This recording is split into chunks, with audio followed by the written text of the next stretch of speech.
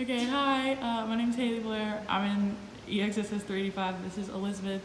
She'll be showing the different biomechanical principles that get incorporated when you're doing turns in dance. So first, she's going to show us two types of turns. One will just be a regular pirouette, and one will be a fouetté, and I'll explain what all that stuff is. But for a regular pirouette, Elizabeth, if you'll show what releve is with your feet. So that is releve, where she lifts her heel up off the floor. And that's how a turn is executed in dance. Your foot is in releve, and the body spins around that supporting leg. So Elizabeth will spin around herself, creating a torque. And just go ahead and just show a regular pirouette, yeah. Yep. So when she pushes off, go into your preparation phase. So when she's here, she's using that back right foot to push and create a force with the ground to push herself into releve, and then she's using that left ankle to support herself and to also create the torque to allow herself to spin around. And when you turn again, do it one more time. If you see, Elizabeth brought her arms in instead of being vertically out, so show your arm position when you're just lift them up.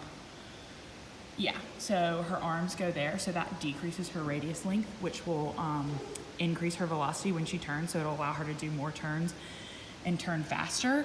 And then do as many turns as you can, just without shoes or socks or anything like that. This is just her best. Okay, so you can see that you could almost hear the friction she created with her foot with the floor. And that's called the coefficient of friction. And that's your body trying to move across a surface. And we want to decrease that coefficient of friction if we want us to move, glide easier across the floor. So what Elizabeth will do now is she'll put on a sock.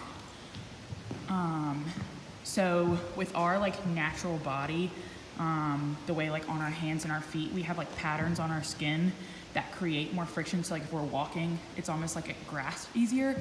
Geckos, they have even more of that. That's why they can climb up walls and stuff. But with us, we can't do that. But it still does create a lot of friction with the floor. So if you put on a sock, it decreases a lot of that friction. And that's why dancers wear shoes and socks when they turn. So now turn again for me.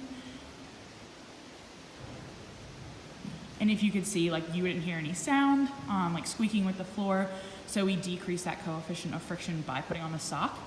And her arms went in originally, but now we're gonna decrease that radius length even more. And Elizabeth's going to lift up one of her arms and bring in her other arm closer to her. So that allows her to turn even more as well and turn faster. That's kind of what we talked about with the ice skating principle, when they pull all their body in together. And they're trying to spin really quickly, so that allows you to increase that velocity. And then the last type of turn that dancers do that I'm going to show is called a fouetté turn.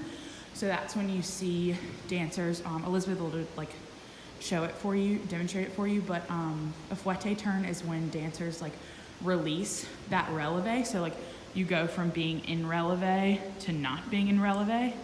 So see how she's dropping that foot? It's okay. So you go from being in releve to not. So this allows us, so you could just see just even then when she was turning, it allowed her to create way more than she could do just doing regular pirouettes. Because when she lands flat-footed on her supporting leg, she allows herself to create torque again by spinning up on it and twisting that ankle. And then also, if you notice, her velocity decreases when she opens up to the front. So show just show the position of when you open up to the front. So she goes there, yeah. And so you can see that leg right there is going out, and as are her arms. So her radius is increasing a lot more than typically what a turn looks like. And that allows her to control it. If she kept her leg in and her arms in and tried to land on her supporting foot out of releve, land flat-footed, it would be really difficult because she can't slow herself down as much. Whereas increasing her radius length, it allows her to decrease her velocity a lot. So she can really hold that position right to the front. And then you can see when she like did that very end turn, she like pulls her legs in and pulls in her arms really fast. And you can see like her velocity increases much more with that regular pirouette than it does when she is just doing the fouettés. Yeah, so she pulls her arms in and then she can turn much faster than normal. But that's it. So overall we learned that to create torque, there's like multiple things that go into a pirouette to create torque. So it has to do with a lot with the supporting leg pushing off to create a force there, like pushing yourself forward and then using this supporting ankle to create a twist and a torque, and also pulling your arms in to decrease your radius length, using your head to whip around. You can see she spots the mirror, which helps her create that torque as well. And then we also talked about the coefficient of friction. So it's a whole lot easier for Elizabeth to turn on a sock than it is barefooted, because that decreases our coefficient of friction. So she can spin, yeah, so like you could almost hear that little squeak. So she can spin a lot faster.